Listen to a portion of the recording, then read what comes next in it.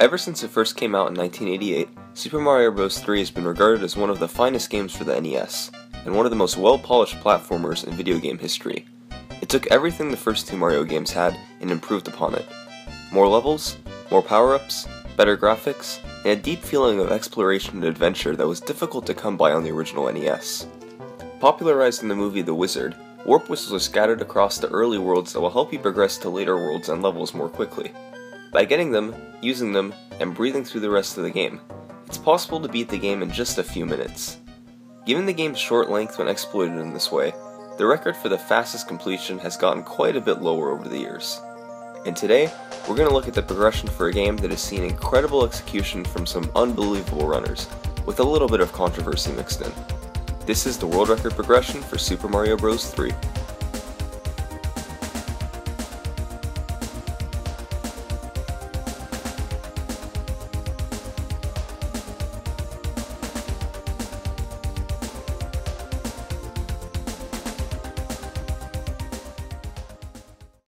The player starts off by being dropped into World 1, where the first challenge of the run is seen, the P-meter. This bar fills up when the player runs on the ground. Any instant that they are not running on the ground will begin to decrease it until it gets to 0. Once it fills up, you gain P-speed, the fastest method of running in the game. Techniques used to get P-speed faster can be incredibly challenging, and are a crucial part of running the game. While in World 1, the player will pick up two warp whistles, one behind the screen here in level 1-3, and one in the castle level by flying up above the screen and going into a hidden door. Using both of these warp whistles at the same time allows the player to warp all the way ahead to World 8. Once arriving there, the first two levels are long auto-scrollers. In the second one, it's crucial to pick up a fire flower, which will come in handy later. The next map screen you go to is by far the most notorious in the game. There are 5 squares on the ground. 2 of them you pass over, but the other have hands that can randomly pull you down. Each of the 3 squares has a 50% chance of pulling you down when you pass over it, and if it pulls you down, you're forced to play through a bonus stage, wasting 15 to 20 seconds. For a world record run, you need to have none of these hands pull you down, which has gotten the nickname No Hands. Unfortunately, there's only a 1 in 8 chance of passing over all of these hands without any of them pulling you down. That means that close to 90% of the time, no matter what you do, your run will end at this screen. It's garnered the reputation as one of the biggest run killers in all of speedrunning. After that are a couple more really tricky stages, 8-1 and 8-2, and another couple of auto-scrollers, and finally, Bowser's Castle. When you face Bowser at the end, you'd normally have to just wait for him to break the floor when he jumps, but if you have the fire flower you picked up in the second auto-scroller, then you could just beat him by pouring fireballs into him. It's been known for years now that this was the fastest way to get through the game. But it wasn't until more than 15 years after the game's release until it was really brought to everyone's attention, on the internet. In the early ages of speedruns, hardly anything was known about them. All anybody ever saw of them were grainy, VHS quality runs that were passed around online, giving people a kick seeing their favorite games beaten in unfathomable times. Around the time this was happening, 2003, speedruns were far less optimized than they are today. Although some difficult tricks were done, it's nothing like what you see now. But then, a video started floating around that changed everything.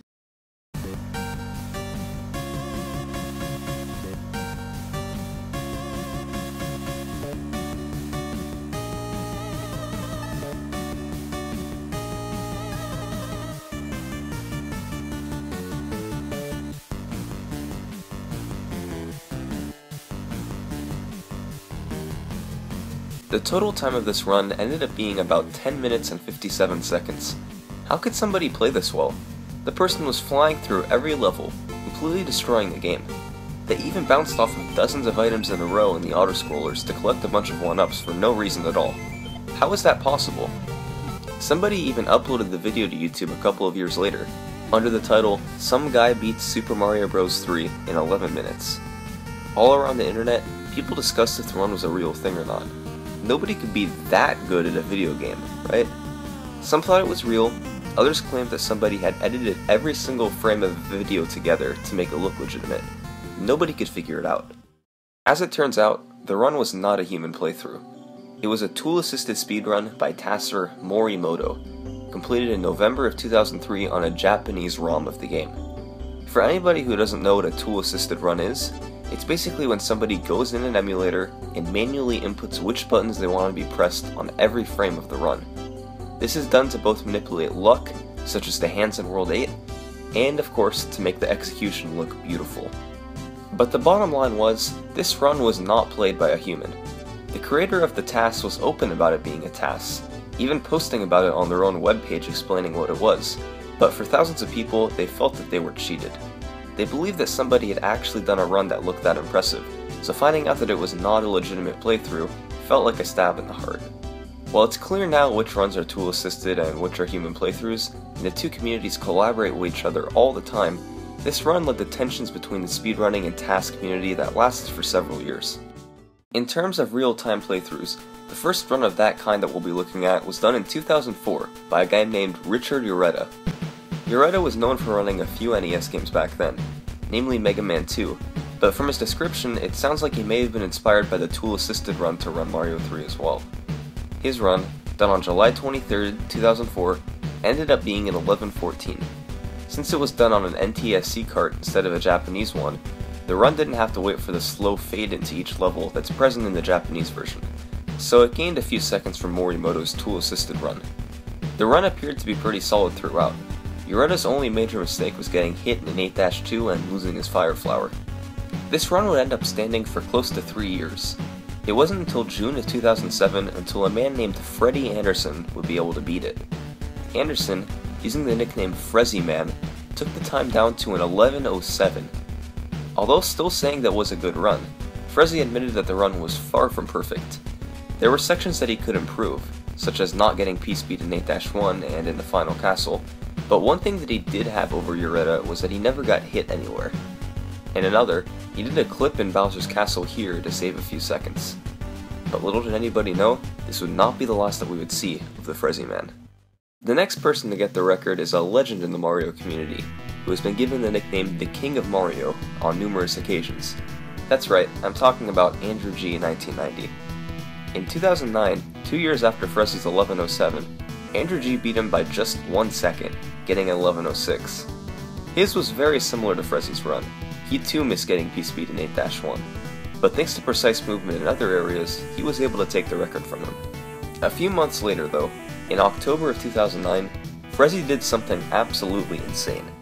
He beat Andrew G's run by 13 seconds. He beat Morimoto's original TAS time in real time. How did he do it? Although to the untrained eye his run looks very similar to Andrew's, there are little things he did everywhere to save small amounts of time. For example, in 1-2, he got P-Speed earlier by running on the ground for as long as possible before this long pipe. In 1-3, he did a small jump over this Koopa to once again get P-Speed faster. Andrew wasn't able to get P-Speed at all in 8-1, while Frezzy did so partway through the level. In the first Fortress of World 8, Frezzy gets into the door protected by the blocks much quicker than Andrew. And in the last level of the game, Frezzy cleaned up a couple of places that Andrew did not do perfectly. This run by Frezzy really looked to be a perfect run. There really just seemed to be no mistakes anywhere, and everybody wondered if it would ever be beaten, including the man who Frezzy took the record from, Andrew G. 4 years passed, and nobody was able to get close to it. But in 2013, one man thought he would be up to the task of taking Frezzy's run down. Well known today, he was just one of many small speedrunners back then. His name is Mitch Flowerpower. Mitch got really good at Mario 3. After putting thousands of attempts in, he was able to get real close to Frezzy's time. He got a 10:53.87, while the world record was 10:53.2. Fuck! I beat it by a millisecond.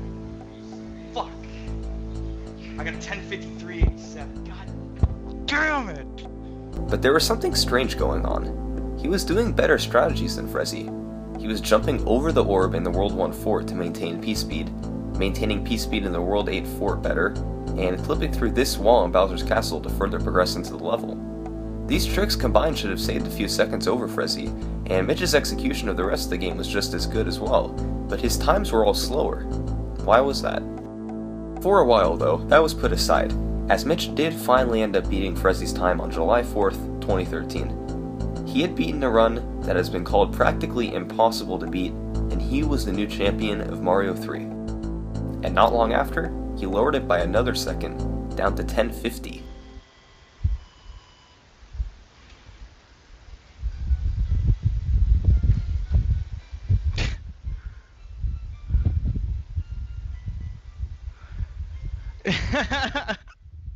Man, like, I don't get it, but like...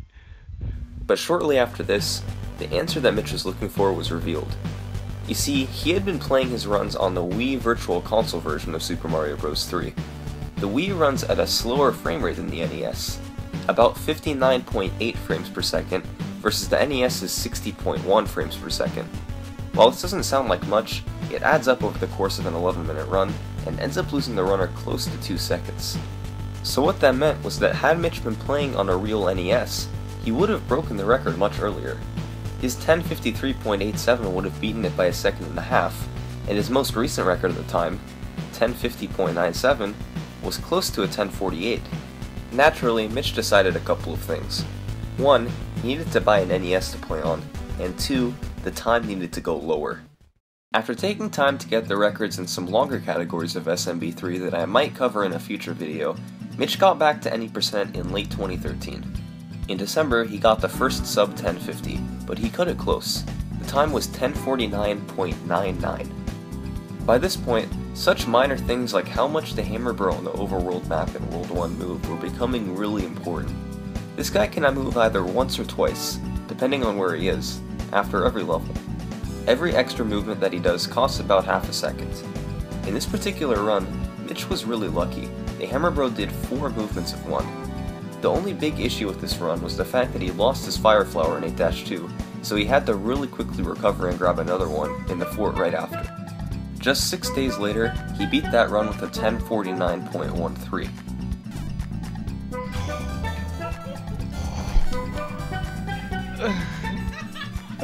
It had slightly worse luck with the Hammer Bro, 3 movements of 1 and 1 movement of 2, but he kept his Fire Flower throughout the run.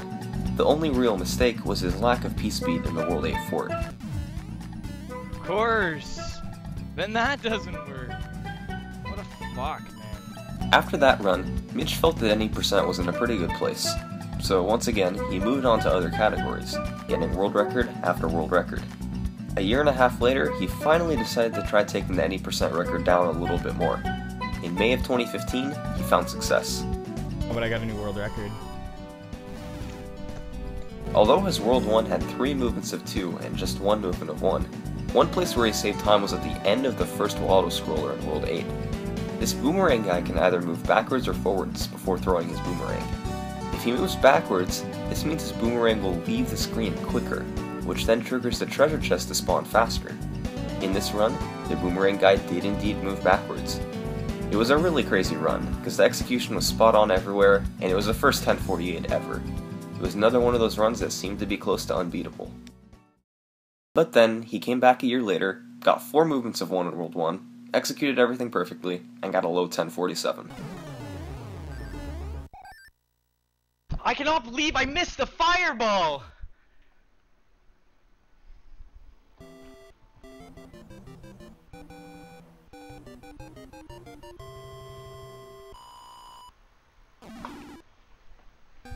Ah!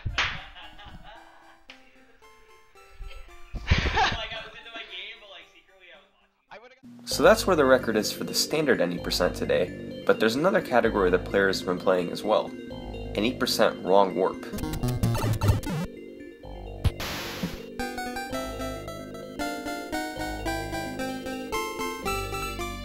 Similarly to Super Mario World, Rat926 discovered a glitch in 2014 that lets you skip all the way to the ending credits just minutes after starting the game. If you want to see an in-depth analysis on how it works, I recommend you look at this video by the channel Retro Game Mechanics Explained that goes over it in great detail. But what you essentially have to do is collect 2 warp whistles in World 1, then warp into World 7 and enter 7-1. There, you'll have to do various things with Koopa shells to put them into perfect positions, usually pixel perfect. I'll explain this a little more in a minute. Then, you clip into the side of a pipe and get warped down below the level. If everything is set up correctly, you'll then warp into the game's ending credits. The problem was that this glitch was always super inconsistent. It wasn't until recently that more consistent setups were found. Every Koopa placement had to be perfect to get the world record, and usually the glitch would only work 1 in every several dozen tries. It was just about impossible to get the stars to align, where you'd get every Koopa shell in the exact right position where they would need to be. From 2014 to the present day, The world record for this separate category has gone down quite a bit.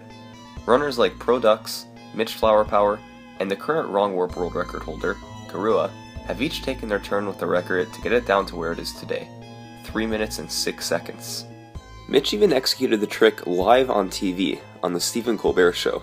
I'm not going to show it here for copyright reasons, but I strongly recommend that you watch it if you get the chance, because it was amazing. But there's one thing that happened with the wrong warp that really stands out in my mind.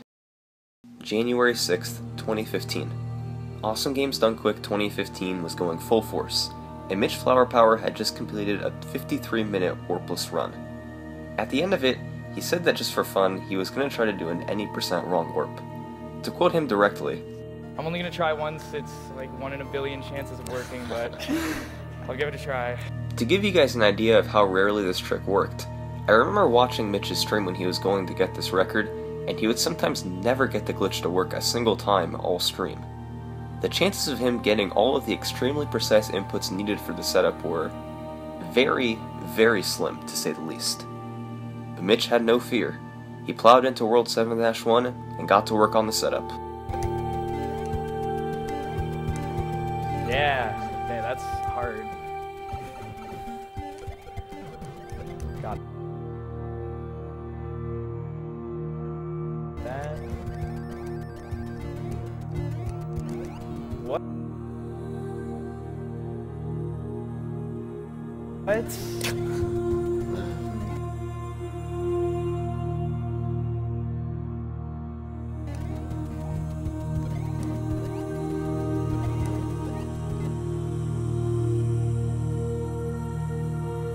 That looks...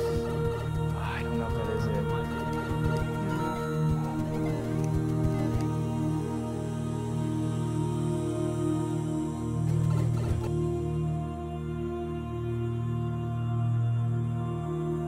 Wow. I don't think it's it. I don't think the bottom shell. Yeah, it's was, also there. Yeah, I don't think it was it, but we'll see. Oh, you're gonna see some fun stuff. So. See some messed up stuff. I can't believe I got that So cool we're first gonna try. know in like 10 seconds if you got the setup. You got in the red pipe really quickly though. I did. And luckily the shell was on the ground. Don't worry, everything is okay.